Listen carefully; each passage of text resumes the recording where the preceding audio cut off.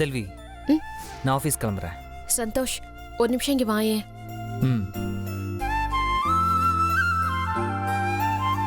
எப்பவுமே ஆஃபீஸ்க்கு போறதுக்கு முன்னாடி சாமி கும்பிட்டு போ. அந்த நாள் ரொம்ப நல்ல நாளா அமையும். சரி.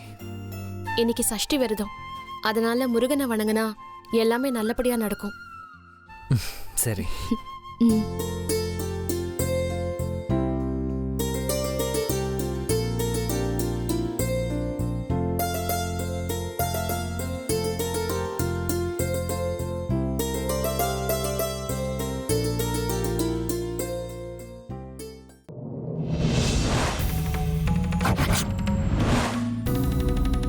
டே அஸ்வந்த், ஸ்கூல்ல ஃபேன்சி ட்ரெஸ் காம்படிஷனா? என்ன சொல்கிறீர்கள்? என்ன சந்தோஷ், இவன் தூய தமிழ்ல பேசுறான். டேய், என்னடா ஸ்கூல்ல காம்படிஷன் இருக்குன்னு சொல்லவே இல்லை? திடீர்னு இப்படி முருகன் வேஷம்லாம் போட்டு வந்து நிற்கிற? யார் உனக்கு இந்த கெட்டப்லாம் போட்டு விட்டது? பாட்டியா? மாட்டி விட்டது பாட்டியா? என்ன சொல்கிறீர்கள்? நான் முருகன். சந்தோஷ், இவன் ரொம்ப நல்லாவே பேசுறான்ல. அஸ்வந்த், உனக்கு இந்த கெட்டப் ரொம்ப நல்லா இருக்குடா. நீங்க என்ன தவறாக புரிந்து கொண்டிருக்கிறீர்கள். உங்க வேண்டுதலுக்கு நான் அருள் புரிய இங்க வந்தேன். ஆனால் நீங்களோ நான் வாடா போடா என்று மரியாதை இல்லாம பேசுறீர்கள். டேய், எனக்கு ஆஃபீஸ்க்கு டைம் ஆச்சுடா. உன் கூட நான் விளையாடல. விளையாட்டா? என் தந்தை தான் அனைவரிடமும் திருவிளையாடலை விளையாடுவார். நான் அப்படி இல்லை. என்ன செல்வி, இவன் எப்படி சொல்றான்? சந்தோஷ், நான் கொஞ்ச நேரத்துக்கு முன்னாடி தான் பெட்ரூம்ல பால் வச்சுட்டு வந்தேன். அஸ்வந்த் இன்னும் எந்திரிக்கவே இல்லை. அப்படியா? ஆமா, ஒருவேளை இவரு உண்மையாவே முருகரா இருக்குமோ? இல்ல செல்வி, இவன் பார்க்கறதுக்கு அப்படியே அஸ்வந்த் மாதிரியே இருக்கான். நீங்கள் ஏன் இப்படி குழம்புறீர்கள்? மனிதர் போலதான் கடவுளும் இருப்பார், கடவுள் போலதான் மனிதனும் இருப்பார். உங்கள் மகன் அஸ்வந்த் போலவே நானும் இருக்கிறேன். நான் ஏதாவது தப்பா பேசியிருந்தா என்னை மன்னிச்சுக்கோங்க. மன்னிப்பதற்கு ஒண்ணுமே இல்லை செல்வி. இனிமேல் உங்க வாழ்வில் எல்லாமே நல்லதாக தான் நடக்கும்.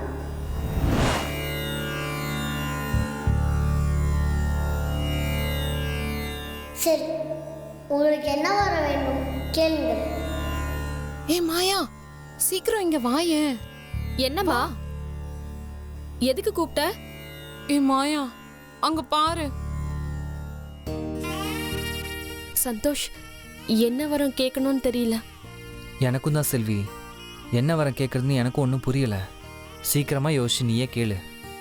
கடவுளை காக்க வைக்க கூடாது.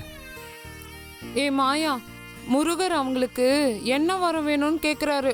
நீயும் போய் ஜோதில ஐக்கியம் ஆயிட்டு வரம் கேளுடி.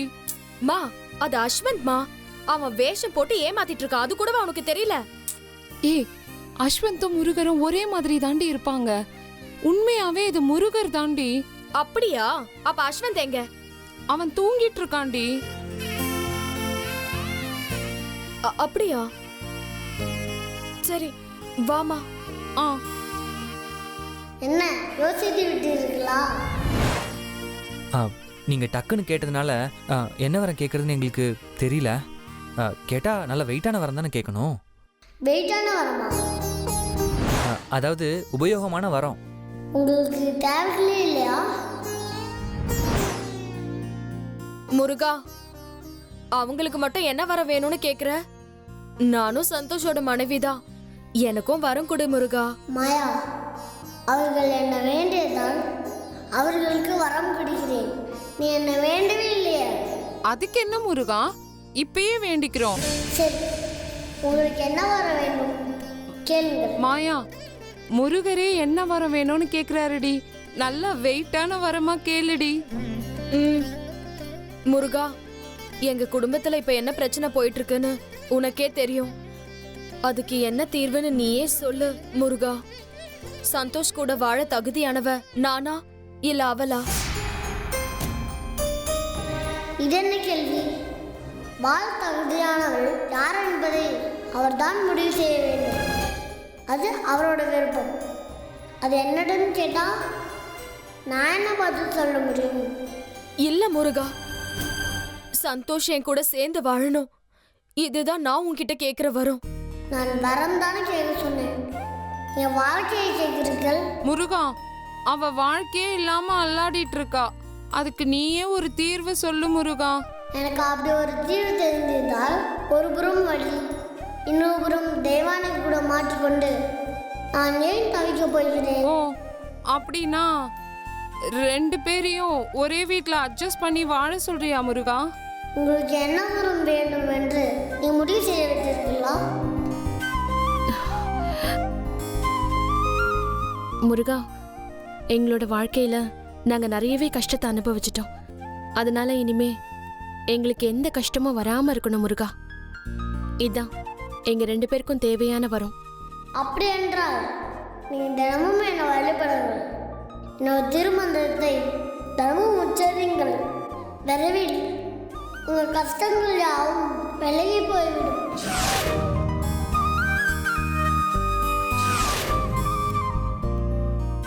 அப்போ எங்களுக்கும் ஒரு தீர்வு சொல்லு முருகா. அதான் சொல்லிட்டேனே, என்னால் வர மட்டும்தான் தர முடியும், வாழ்க்கையை தர முடியாது. அவரவர் வாழ்க்கை அவரவர் கையில் தான் இருக்குது. என்ன முருகா, நீயே இப்படி சொல்லிட்ட? உனக்கு தான் 6 முகமாச்சே. உன்னாலேயே இந்த பிரச்சனையை தீர்க்க முடியலனா எங்களால எப்படி யோசிக்க முடியும்? இந்த குடும்பத்தில் வரும் அனைத்து குழப்பத்துக்கும் நீங்கள் தான் காரணம் என்று நான் நினைக்கிறேன். ஆ? என்ன முருகா இப்படி சொல்ற? ஆம், நீங்கள் பேச்சை கோர்த்தாலே இந்த வீட்டில் மகிழ்ச்சி வந்துவிடும். சரி முருகா, நான் இனிமே அதிகமா பேச மாட்டேன்.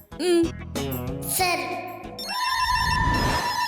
ஐயோ ஐயோ, டாடி டாடி, உங்களுக்கு தான் போடு. டேய் அஸ்வந்த், என் மொபைலே உன்னை காட்டி கொடுத்துருச்சு பத்தியா? டாடி, என் வேஷம் எப்படி? டேய், நான் உன்னை ஒரிஜினல் முருகன் நம்பிட்டேன்டா.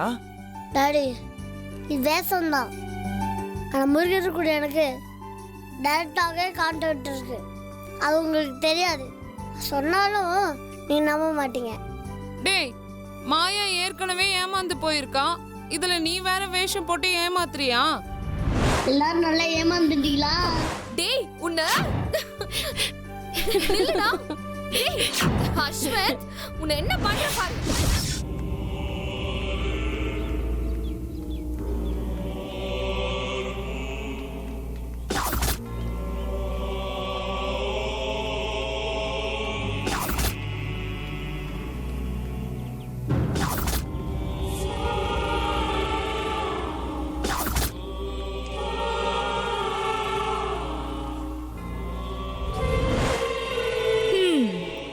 என்ன தீபா, வேண்டுதல் எல்லாம் ரொம்ப பலமா இருக்கு.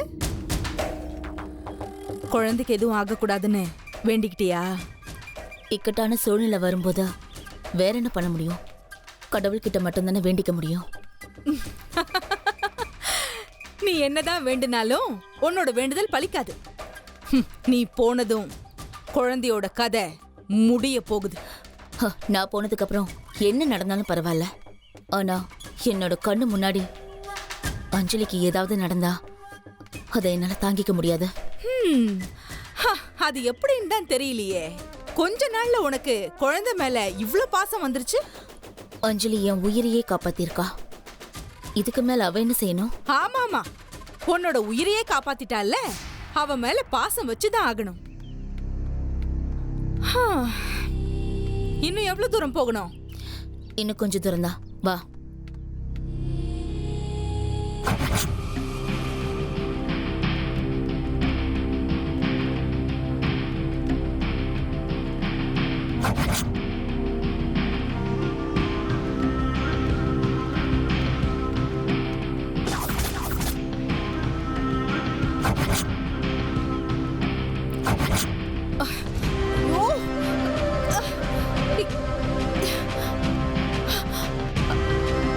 ஐயோ தீபா, இன்னும் எவ்வளவு தூரண்டி போகணும்? எங்கடி இருக்கு கோயிலு? இன்னும் கொஞ்சம் மேல போகணும். வா. ஐயோ, காலெல்லாம் ரொம்ப வலிக்குது.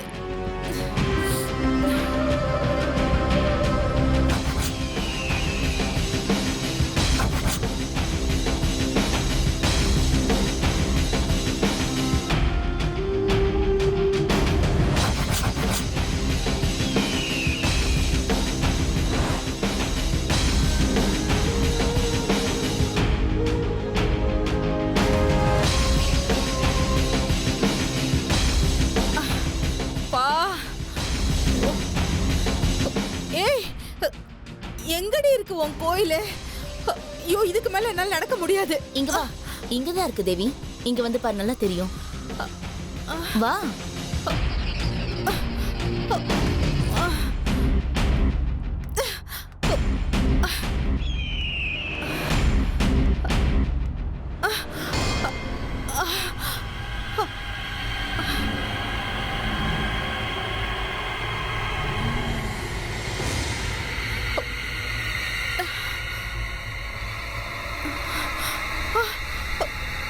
என்ன தேவி, தலையெல்லாம் சுத்துதா? நீ வில்லினா நான் வில்லாதி வில்லி. என்ன ஒண்ணுமே புரியலையா? நீ சாப்பிட்ட சாப்பாட்டுல நான் விஷத்தை கலந்துட்டேன்டி. என்ன தேவி, நான் எப்ப விஷத்தை கலந்தேன்னு பாக்குறியா?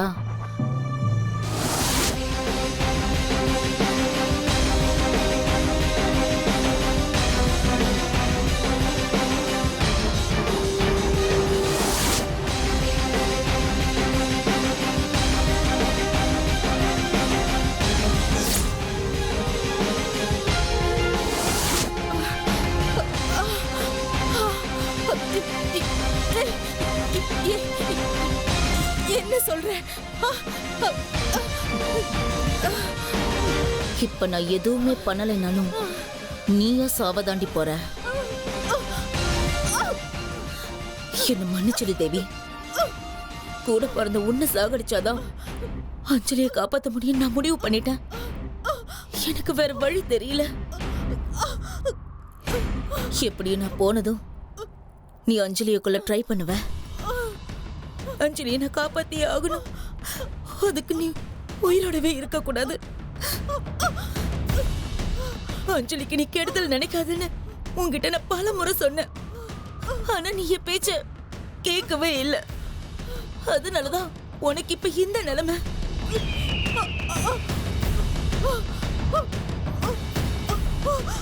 இன்னியோட இந்த பிரச்சனைக்கு ஒரு முற்றுப்புள்ளி வைக்கிறேன்.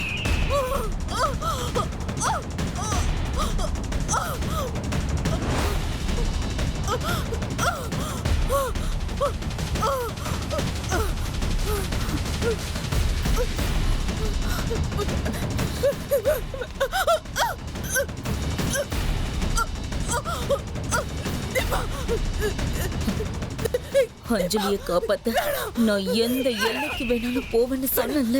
கடைசி வரைக்கும் நான் சொன்னதை நீ கேட்கவே இல்லையே தேவி. சொல்ல கேளு.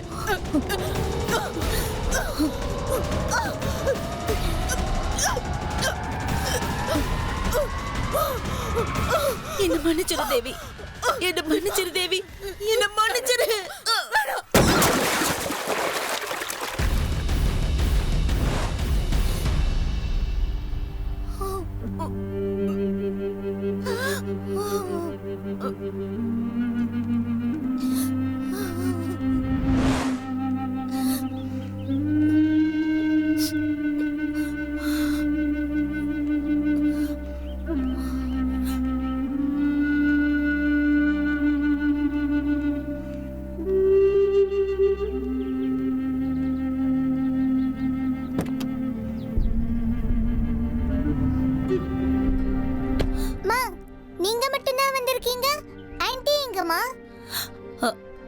அஞ்சலி, இப்பதான் ஊர்ல இருந்து எனக்கு போன் வந்துச்சு.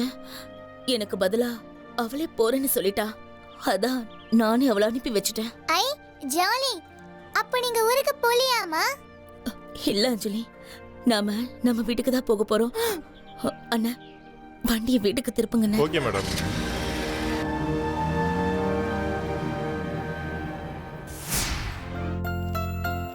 ஏ மாயா, சொல்லுமா. இன்னைக்கு ஈவினிங் சாப்பிட என்னடி ஸ்நாக்ஸ் செய்யட்டும்? பக்கோடா போடவா இல்ல பஜ்ஜி போடவா? எனக்கு எதுவுமே வேணாமா. நீ செய்யற ஸ்நாக்ஸ சாப்பிட்டு சாப்பிட்டு எனக்கு போர் அடிக்குது. அதனால வெளியில போய் ஹோட்டல்ல சாப்பிடலான்னு இருக்கேன். இது என்னடி புது பழக்கம்? எப்பவுமே நான் தான் நாக்குக்கு ருசியா ஹோட்டல்ல போய் சாப்பிடுவேன். இப்ப நீ போய் ஹோட்டல்ல போய் சாப்பிடுறேன்னு சொல்ற. மாயா, நீ இப்ப டென்ஷன் ஆகுற? நான் சும்மா தமாசுக்கு சொன்னேன்டி. சரி வா, நம்ம ஹோட்டல்ல போய் சாப்பிடலாம். சி உன் கூடயா? ஏன் என் கூட ஹோட்டலுக்கு வரக்கூடாதா? உனக்கு வேணும்னா நீ தனியா போய் சாப்பிடு. நான் சந்தோஷ் கூட ஹோட்டலுக்கு போலான்னு இருக்கேன். சந்தோஷ் கூடயா? அவன் தான் ஆபீஸ்க்கு போயிட்டானேடி. அப்புறம் நீ எப்படி அவன் கூட ஹோட்டலுக்கு போவ? அவன் ஆபீஸ்ல இருந்தா என்ன, நான் ஃபோன் பண்ணி கூப்பிட்டா உடனே வர போறான். ஆமா ஆமா மாயா, நீ கூப்பிட்டா அவன் உடனே அலறி அடிச்சு ஓடி வருவான். சந்தோஷ கூட்டு போய் சந்தோஷமா சாப்பிட்டுட்டு வா. மா, அவன் கூட ஹோட்டலுக்கு போய் சாப்பிடணும்னு எனக்கு ஆசையா இருக்குமா. ஆனா நான் அவன் வேலை நேரத்துல வெளியில வான்னு கூப்பிட்டா என்ன சொல்லுவான்னு தெரியலமா. அதுவும் இல்லாம எனக்கு உடம்பு சரியில்லைங்கிற காரணத்தை சொல்லியே சந்தோஷ வர வைக்கிறதும் அவ்வளவு நல்லா இல்லம்மா. நீ ஏண்டி தயங்குற? நீ அவன் கிட்ட ஜென்யூனாவே வெளியில மீட் பண்ணலாம்னு சொல்லு. அந்த சனிய வேற வீட்ல இல்ல, அஸ்வந்த கூட்டிட்டு வர ஸ்கூலுக்கு போயிருக்கா. இதுதான் நல்ல நேரம். சந்தோஷுக்கு ஃபோன் பண்ணிட்டு இங்க இருந்து உடனே கிளம்பு. சரிம்மா. ஆ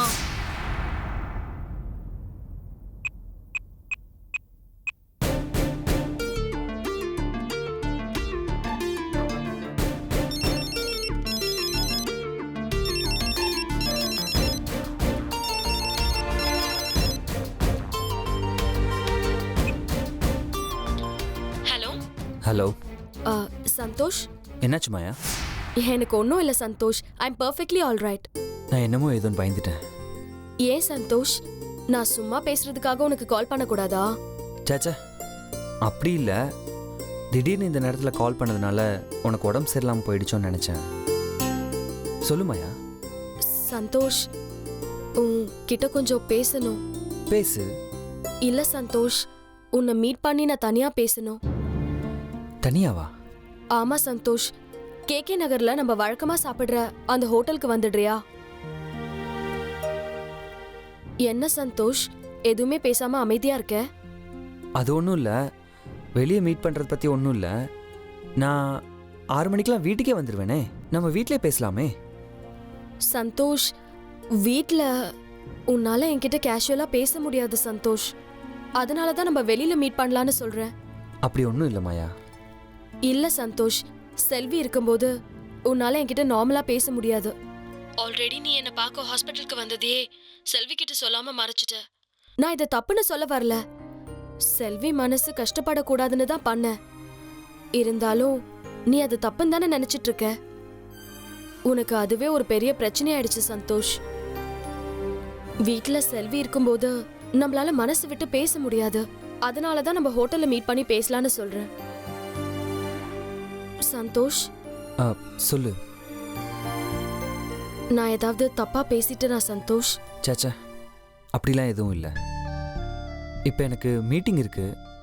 அதை முடிச்சுட்டு ஒரு 1/2 hourல கிளம்பி வரேன். சரி சந்தோஷ், 5 o'clock நான் மூன்லைட் ஹோட்டலுக்கு வந்துடுறேன். நீயும் அங்க வந்துடு.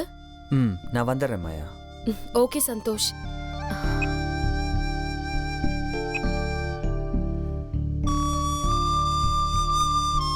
என்ன மாயா, சந்தோஷ் வரேன்னு சொல்லிட்டானா? வரேன்னு சொல்லிட்டாமா? பின்ன நீ இவ்ளோ சென்டிமெண்டா பேசினா அவன் வராம இருப்பானா? வருவான் வருவான், அவன் நிச்சயம் வருவான். மா, நான் ஃபோன் பேசும்போது நீ இங்க தான் நின்னுட்டு இருந்தியா? ஆமா. புருஷன் பொண்டாட்டி பேசிட்டு இருக்கும்போது இப்படி ஒட்டு கேக்குறிய, உனக்கு அசிங்கமாவே இல்லையா? நான் ஒட்டெல்லாம் கேட்கலடி, பகிரங்கமா தான் கேட்டேன். உன்ன அப்படி. சரி, உள்ள போய் என் பர்ஸ் எடுத்துட்டு வா.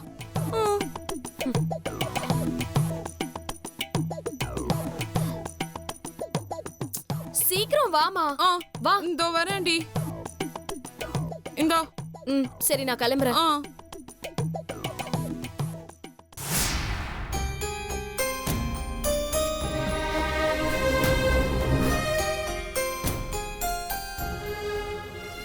பாத்து வா. நான் பாப்பாவை தூங்க வச்சுட்டு வரேன். சரி சரி, பரவாயில்ல வா.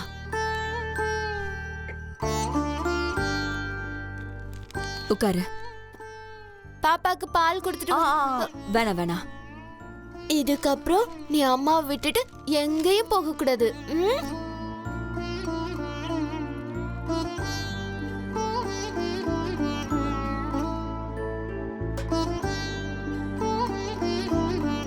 பாப்பா அழும். அதெல்லாம் ஒண்ணு இல்ல. இங்க பாருங்கம்மா இந்த அநியாயத்தை. என்னாச்சுடா? கல்குவாரியில உள்ள குளத்துல ஏதோ இளம் பெண்ணின் சடலம் மிதக்குதுன்னு போட்டிருக்காங்க. அப்படியா? ஆமாம்மா, வர வர கொலைங்க ஜாஸ்தி ஆயிட்டே போகுது. போட்டோவை பார்த்தா சின்ன வயசு பொண்ணு மாதிரி தான் தெரியுது. அநியாயமா கொண்டு போட்டிருக்காங்கம்மா.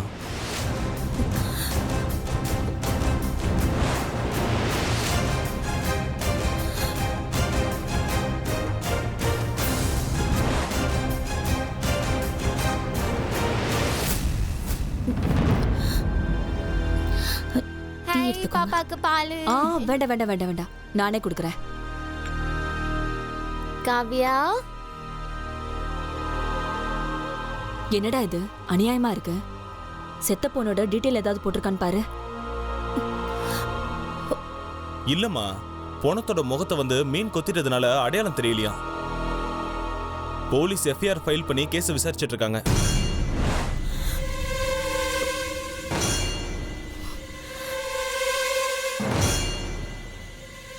தீபா, தேவி எங்க?